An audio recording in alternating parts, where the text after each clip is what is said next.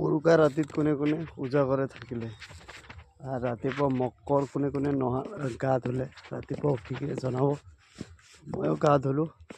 তো যি নিয়ম নীতি আছিলে আমাৰ আলু খোৱা পিঠা খোৱা এইবিলাক বাৰু খাই ল'লোঁ। মতে খুঁটিতে আহিছিলোঁ।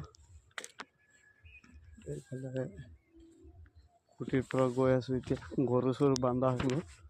এতিয়া হয়তো আজি বিহুৰ দিন সকলোৱে এনজয় কৰিব। তো ময়ো এনজয় কৰিবলৈ ওলাম অলপ পিছত। তো সকলোৱে পাৰ্টি খাব লাগিব। তো আপোনালোকেও খাই আছে নাই জনাব।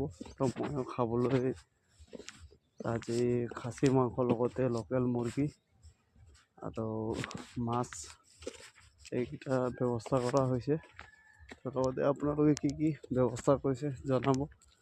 আৰু এইবছৰ ৰাজহুৱাভাৱে খোৱা নাই মই, মানে অকণমান ঘৰত অসুবিধাৰ বাবে। তো ঘৰতে ব্যৱস্থা কৰিছোঁ। তো খাই বৈ একদম ফেমিলিৰ লগত এনজয় কৰিম আৰু আপোনালোকেও কৰিব। ধন্যবাদ।